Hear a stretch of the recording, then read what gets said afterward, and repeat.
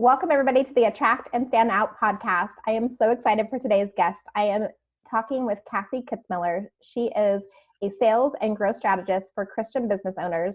She's a licensed interior designer and a published author.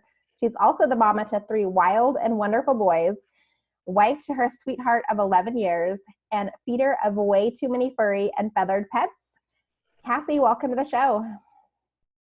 Thank you. I'm so excited to be here, darling. Thanks for coming on. Well, tell us a little bit about you and your family and how you came on this journey to start your business. Absolutely. So as y'all just heard in the bio, I am a business coach by way of interior design. So not your standard path to online entrepreneurship. I had the opportunity to own and manage multiple brick and mortar stores for 10 years. And after birth, the baby number 3 just really felt like it was time to come home. And I jokingly say I was a great stay-at-home mom for about 3 months before I got bored. So that's where I wrote my first book. I got it published and on the marketplace within 30 days. It went on to be an Amazon bestseller in its debut weekend, and it just opened up a lot of doors. And from that experience, I realized that there was a lot of people out there that just needed some advice, needed guidance, needed somebody who had taken that path through entrepreneurship before them to show them the good, the bad, the ugly, and how not to make the mistakes I've made. So that opened up business coaching a couple of years ago, and the rest, as they say, is history. That's amazing. So tell us a little bit about this book that you wrote. Yes, so I attended an online kind of like a publishing school, and I had all these great ideas for books, and my coach said, write what you can put out first, write what you can get out the fastest. And so I thought back about my years of experience in design and in the holiday design industry, and Christmas tree decorating was what I knew in and out. I could get a book out. This was in Halloween. I started it on Halloween, had the book ready to go by Thanksgiving weekend. So it was written, published, out, all of that within a month. And it was on the art of the tree, how to decorate a beautiful Christmas tree. That is amazing. Congratulations on that. Thank you. Super fun. Yeah. I know a lot of entrepreneurs want to have a book that they can sell or they can use when they're speaking to be able to promote. And I love that you did yours so quickly, because most of us think about writing a book for years, right? Because we always find some kind of excuse or reason why we don't have time to do it. But I love that you just jumped in and wrote the book, and now you have that extra piece of content and collateral that you can use when you're out marketing your business as well. And one thing I say, Darlene, is the experience and just doing it is so valuable. You learn so much along the way, the connections you make along the way. The book topic that I wrote on is now really, with the business coaching, it's fun to say I have it, but it doesn't even align really with my business offerings as it stands anymore. But being able to say that you're a published author, it's just that little bit of authority in the marketplace. Yes. So if you're thinking about it, get out there and get something in the marketplace. And I will say that the book has since been picked up by a national publisher and republished under the Christmas tree book, and is in, publications and retailers all over. So just taking that first step is so powerful.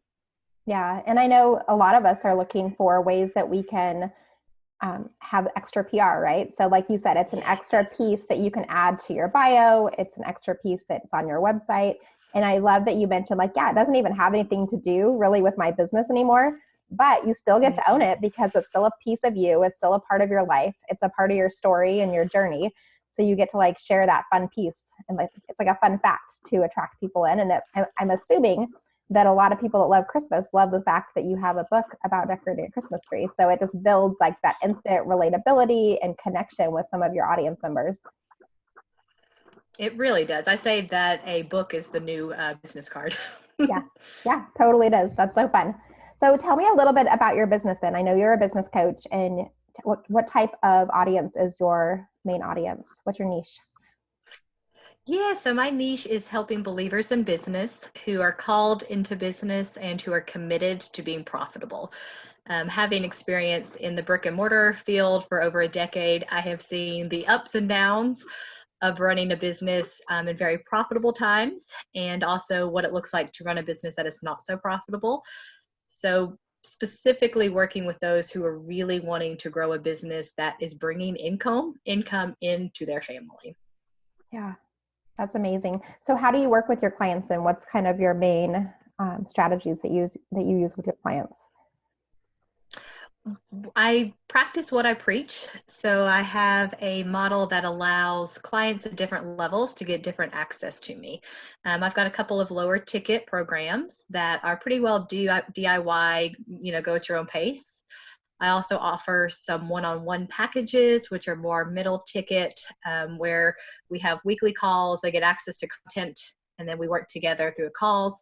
And then I have a higher ticket as well, where I've actually partnered with another business coach. I show up and do strategy. She shows up and does the mindset. And in 3 months, we just do some incredible, incredible work together. So multiple tiers, depending on where you are and what you need. That's awesome. And so tell me a little bit about what makes you stand out and makes you different in the online marketing space. What are some of those secrets that you have for you? I love that, Darla. That's a great question. So I went about things backwards. Most people say that you need to kind of build your authority and then create an audience. I kind of did the exact opposite. When I felt really called into the online world, I actually created an online community first with a group of 6 other business coaches, and we have built out an entire community for Christian women entrepreneurs online before I took a deep dive into my own business. So we have created a really amazing just network. It is a public group, but we also offer sponsorship opportunities for women to come in and promote their businesses and things. But there's 7 coaches amongst 7 different fields, and we all show up equally in that space. So that's been very challenging. It's been very unique, and to this day, I still haven't seen anything like it online. So that's a little bit different. Great. So what are some of those things then that you use to market yourself to stand out online? So I know you have like a different, like the group that allows you to kind of market differently, but what about you makes you stand out and really attract your people into you? Yeah, so being very solution driven, I think has been very key to my success. A lot of online entrepreneurs like to kind of show up and build kind of a platform based off of common interests, which I think interests are great, but I think especially if you are going to be selling online, being very clear on the problem you solve is really powerful. So I'm very clear with my clients, if you join my private group, we are going to be talking on how to become profitable in your business. And they show up in that space ready to take action. So it has allowed me to be much more visible, to create more impact, and also to sell a lot easier. Just to put it frankly, I think if you are very clear on the get-go on the problem you solve, it allows you to show up in that space and sell, services that solve that problem. Yeah, no, definitely. I agree. It's all about how you show up and what you bring to the group. So tell me a little bit about some of the strategies that you use with your clients. You said that you have some specific strategies that you like to use. What do you think are like the top strategies that you feel like help entrepreneurs really develop their business quickly? That is a great question. So with any of my clients, no matter how early they're in the game or how far, long they've been in business, we really work on 2 strategies, I guess would be a good word. One of which is knowing your percentages in business and creating a path for your profit. For anybody who's ever read the Profit Plan book, it is a great, great book, but I think it has a few holes when it comes to smaller entrepreneurial-based businesses. So really telling your money where to go, knowing your numbers, and being very intentional from the get-go. So this is one thing that people say, well, if I haven't started yet, you still need to know your numbers. If you are, 10 years down the road, you need to know your numbers. So we are very, very focused on creating a plan and telling your money where it goes from day one. The other thing is having that, I call it a value ladder. A lot of people call it different things, but having a very clear goal in mind and having a exact path to get you there. The client journey, how do you attract a client?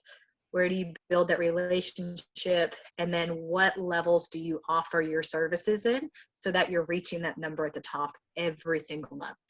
That's probably the biggest things my clients struggle with, is that able to be consistent in income. It feels like it's all or nothing, or they don't know from month to month what they have coming in. When you get that plan, you know exactly what to focus on when. Yeah, I love that you mentioned having a money plan in place too, because I do what I call like Money Monday with my business, where I always I wake up on Monday mornings. And that's the first thing I do when I come into the office is I look at my money from the week prior and I move my money around, whether it's paying myself or moving it to the tax fund or the profit fund or whatever different accounts I'm moving to money that week. But I think it's so important to actually look at those numbers on a weekly basis and really see what's coming in, what's going out, and then also like you had mentioned, like profiting. We're in business too to profit, so making sure we have like a separate account that's actually for our business, so that we can continue to grow our business, or we can save up for something that we want to do within our business, whether it's a marketing strategy, or if we just want to use that money to go on a trip at the end of the year and spend time with our family and do different things in that way. And I think it's important too, because so many of us don't. I know when I started my business, I'll admit, like I did not look at the numbers as often as I should. I was too worried about marketing and trying to find clients and like figured out what the heck I was doing, that I didn't look at the money often. And once I got into that routine of making that like a part of my weekly system, I was very aware of what was going on with my business. I knew what my numbers were. I could clearly see like which weeks like things didn't go as planned and where I needed to maybe, step up my marketing plan, versus the weeks where it was the opposite. And I was like, wow, like I had immense growth. I had, more clients than I thought that I was expecting to came in. What did I do differently during that time that brought this on? And it kind of was like the breadcrumbs that led me to like, oh, like do more of this. This is working for you. And then other times like, whoa, don't do any more of that. Like that strategy is not working. You're not seeing any growth in your business. You're not seeing, new subscribers on your newsletter list. It's not doing what it's supposed to be doing. So stop doing that and go back to doing the things that are actually working. So I love. Well, and as small business owners, it's so hard to know, when can I afford to hire somebody? When can I bring somebody on to take some of this off my plate? And when you know your numbers and you know your percentages and you know where your money's coming in and where it's going, it gives you a very clear picture on, where do I need to grow? Where can I invest? How much can I spend? How much can I bring home? I know business owners that take home $0, and I've worked with clients that want to take home every penny. And your business has to have lifeblood. It has to have money flowing through it in order for it to grow as well. So yeah. Otherwise we just have a hobby, and that's super fun and great if that's what you want as a hobby. But most of us are, we have businesses for a reason. We want to be able to create this life of freedom, and we want to be able to have that flexibility with our family and to show up when we need to. So yeah, it can't be a hobby. It has to be a business, and you have to look at it as if, even if you're, brand new into starting out with your business, you want to look at those numbers and get into the habit and that routine of showing up constantly. We're right here at tax time when this is recording, and how powerful is it at the end of the year to take those tax write-offs, right? Running your business as a business, keeping up with expenses, allows you to be, take advantage of the tax breaks we get as small business owners too. So. Yeah, no, definitely. What would you say has been one of the biggest things you've had to overcome since you started your business? Definitely growing through that entrepreneurial journey is the desire, the fear, the inability to try to let go, try and doing everything yourself. I think especially online, we feel like it's a one-woman show. I'm going to do everything. I have to be everywhere. I have to be, I keep up with my books. I market my business. I do the coaching. I do the wearing all of the hats became a little bit burdensome pretty early. So embracing that idea that we do better business as a community. When I have money coming in and I can pay a social media manager, that's a blessing in her life, and it's a blessing to me, right? Yeah. I don't do all things well. So learning that I don't have to be the boss, but that I can be a part of the online marketplace by hiring other people who are better at things than I am. It's a blessing to all of us. Yeah. I always say you want to stay in your lane as your zone of genius. If there's certain things that if you're not skilled at it or it's not your strong suit, it's okay to pass that off to somebody else. You don't have to, in the beginning, you have to do all the things and learn how to do all of those different steps. But as you start to find out, I don't really enjoy, putting my newsletter together or creating social media posts and graphics and those different pieces, like knowing that that's not your strength and quickly note, like adding that to your list. Like the first position I want to hire for is going to be to help with this area of my business, versus feeling like, oh, I have to do all these things all the time. And then we're working, 40 hours plus a week. Which most of us, when we start our business, like we wanted to work a little bit less hours because, like my background's retail management. I was working 60 plus hours a week. I don't want to do that anymore. That was why I wanted that freedom in my business to work 25 to 30 hours a week, be home with my kids and work smarter and get the things that need to be done that I have to do, but then also bringing other people in to help with those other avenues as well definitely helps take away some of that stress of feeling like you have to do it all. Well, when you try to do it all, you don't show up as well for the things that only you can do, right? Only you can be the face of your business. So when you're spending, 16 hours behind the scenes building out that funnel that would have taken somebody 3 hours, that's 15 hours that you're not being visible, that you're not bringing clients, you're not bringing in income in your business, right? So I've learned quickly that it's sometimes by spending money, I end up making a lot more, a lot quicker than trying to do it myself. So that was definitely a learning curve. Yeah, I love that you mentioned like the funnels too, because you're so right. When it's not something that we love to do or that we even like to do, it'll take like 15 hours to do. And if you give it to an expert, you're like, oh, I could, like, it took them 3 hours. I had to pay them for 3 hours of time where it took 15 hours of my time. And you're right. And then they do it better, right? You're like, oh, wow, I didn't know it could do that. Yeah. Because we don't know what we don't know. Exactly. But it's so like smart to think of how am I showing up? What do I need to do? And what am I really good at? And can I do this well? Nope, I can't. Let's find somebody who can and bring them in to be a part, and you bring them into your team, like they're part of your power team, and you're able to get so much more done so much quickly. And it saves you brain space and brain power, as well as your time and your ability to show up doing what you do love to do. Oh, yeah. I mean, as a business owner, I teach a lot of my clients through just the mental load in business, where when your mental load becomes more than one person can bear, you end up almost self-sabotaging. You end up not showing up the way you need to. You end up not being as visible. You end up not making as many offers because you're mentally taxed. So anything you can do to clear up that mental space is really, really valuable for you as a human, you as a mom, you as a business owner, just you as a person. Overall, clearing that mental space. Yeah, I agree. It's so important. So we talked about some of like the struggles that you've had to overcome. What have been some of like your biggest blessings and success with your business? I would say definitely with the launch of Christian Women Business Builders, launching something that was so new to the marketplace, so foreign of an idea, with 7 professionals showing up evenly, just having the feedback on that and having so many people show up and say, this is really incredible. There's not any group like this out here. Even winning coached on how to do something similar themselves. So just getting that feedback, I think anytime you get live feedback from an audience that something is changing the way they do business, changing the way they look at things, actually impactful and bringing new ideas to the surface, I think that's really, really powerful. Yeah, no, I completely agree. I love that. And then what would you say has been like your biggest learning since you started your business? Like the thing that you wish you would have known before you started? Yeah, absolutely.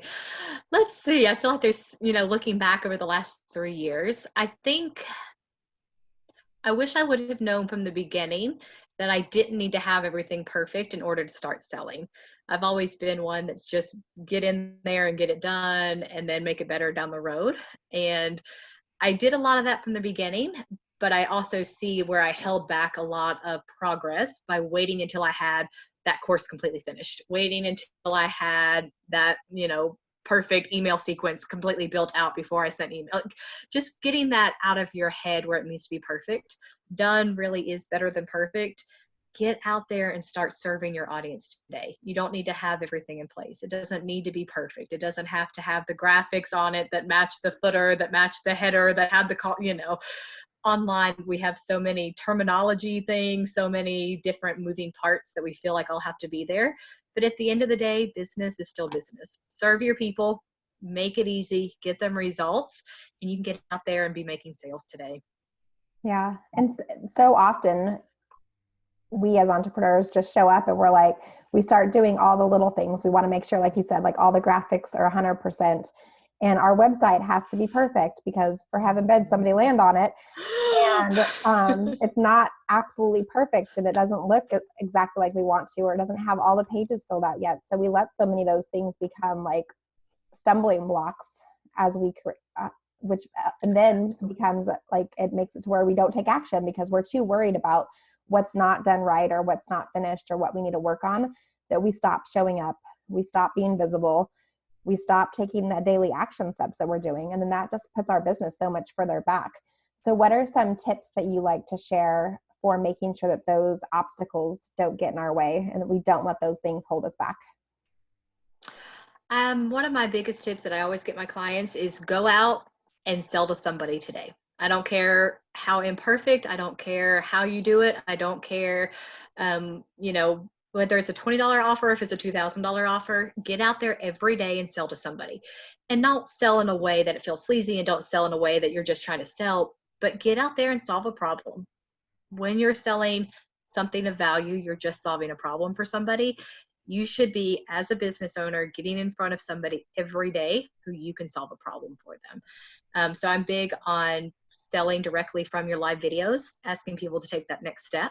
I'm big on having a low ticket offer that you can send somebody that you've met, right off the bat pretty early.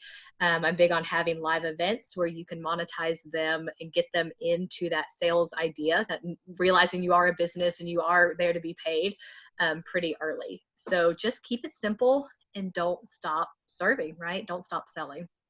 Yeah. And so many times we're afraid to sell, right? When we start our businesses, but So many times. that's what's you getting out there and being visible and, having a call to action. Like you were saying, like inviting people into your community, inviting them into learning more about how you work. Those are things that don't have to be icky, sleazy, slimy when you're selling, right? Like you're just building relationships. It's all about nurturing a community, sharing value, showing up, letting people know that you are here and you see them and you want to help them and you can support them. And then letting them know some of those offers are free for those that want to consume your free content, but you also have paid offers that will get people to the next step quicker, and you can help guide them and direct them in a quicker format versus just staying and watching your free valuable content, right? And always have something higher ticket. Always. I see so many business owners killing themselves selling $20, $30, $50 programs, $20, download. It takes a lot of time to reach your goals making $20 sales. It's Yeah. just as hard, just as much work to sell a $500 ticket item as it is a 50 item. So always have that value ladder. Have, a few things higher up on that ladder that allow you to show up at your best, serve your clients, get them incredible results, and make some income. Yeah, exactly. So what are some of the things that are coming up next for you with your business? So we have a very exciting launch coming up in our Amplify program. That's our higher ticket program. We did our first launch in February, right before all this craziness happened. And the ladies in there have just been like killing it. So we will be reopening that up at the end of April, which we're really excited about. And you can connect with me in the Called and Committed Christian Entrepreneur Group, where we'll be doing a challenge leading into that. And then, of course, in Christian Women Business Builders, we're always open in that network. And we're adding some really amazing ways for individual businesses to get their business kind of featured and sponsored in the group. So using it as a visibility tool as well. So we're really excited about that. That's awesome. So I have a couple of fun questions for you before we dive off that I like to ask all of my guests, just to kind of get to know you as a person a little bit better. So I'm curious if you have a morning routine, and if so, what is it? So you are calling right in the middle of the great world pandemic, COVID-19. So most of the time, yes, I am a big morning routine person. I like to wake up before the kids. I like to start the day with coffee, prayer, diving into the Bible, journaling, and then I have about 45 minutes to an hour of really focused work time before the kiddos get up and get going. With the craziness of the last couple of weeks, that morning routine has kind of been shaken on its head, and I can tell you it makes a difference. Yeah. The kids are up earlier, they're going to bed later. I've been going to bed later, waking up earlier. So yeah, big on the morning routine when the world is not in pandemic mode. Yeah. And we will get back to that routine because I am We the will. exact same way. Like I like to get up and have what I call a slow morning and just have my coffee and a little bit of peace and quiet before the kids get up, because if I don't do that, my day just feels so out of whack, and it's just busy and crazy from the beginning, and I haven't had time to kind of like set myself for the day and just, just be before everything starts happening. So I can totally relate to where you are with that, because right now it's not happening like it used to. So what influencer or person has made the biggest impact on your life? Yeah, so that's a great question. I don't know if they would count as an influencer, but I have a mentor that I've been blessed to have learned a lot from in my brick and mortar business. She is a godly woman. She's been in corporate America. She started her own business as a retiree. And she's just fed a lot of truth into my life. And she has taught me really the foundations of knowing your finances, knowing your percentages in business, and just having the guts as a female to get out there and run your own business and do it unapologetically, to change lives, to reach people, to serve the Lord, to give back to your community. So I'd say my business mentor. That's amazing. Yeah. And that totally counts as an influencer, because Good. the only thing that count, like anybody can be an influencer. I feel like it doesn't matter if they're on the big stage or they're well known, or if they're just that one special person that's made such a big, huge impact in your life. I think those people are probably even more of an influencer to us than some of the people that we Absolutely. follow or we watch or we see doing big things that we try to emulate. Yeah, absolutely. So what is your favorite way to recharge? Do you have like a happy place or a way that you like to take care of yourself and do some self-care? So a bath and a book, and I'm a happy mama.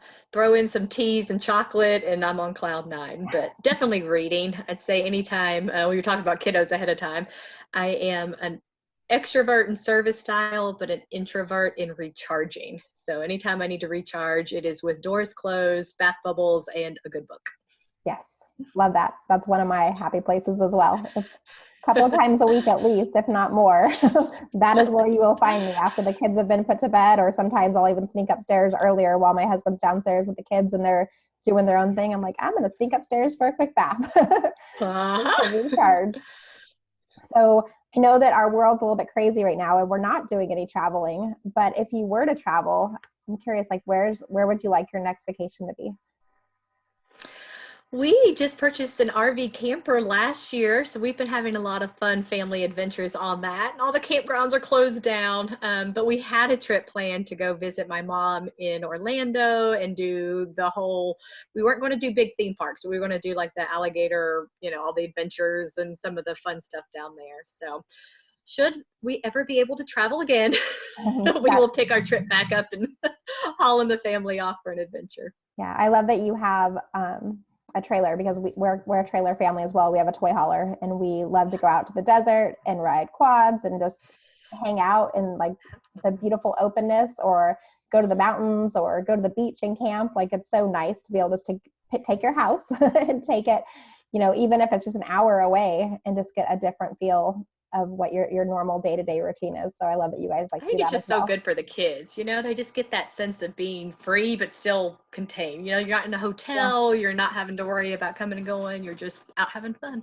Yeah, one of my favorite childhood memories was camping with my family as a kid. We used to go to Zion National Park for about a week and a half, almost every single summer, and it was so fun. And I can remember like tubing down the river, like river raft tubing, or having picnics at the dam, or just going for hikes and taking time with our family, because we're all so busy. It's nice just to get away. And back in those days, I feel like you could unplug like even better. Where now it's like, for me, it's like my phone doesn't work when we're in the middle of the desert sometimes. And it's like such a blessing, because so often we're so tied to technology and some of our day-to-day normal things, especially running online businesses.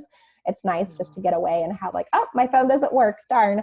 Thank goodness. Like I I can't am answer off the any grid. calls. Yeah, it's so good to get off the grid occasionally and just to reset and recharge in that way too. So tell people how they can connect with you. What's your favorite social media platform to hang out on?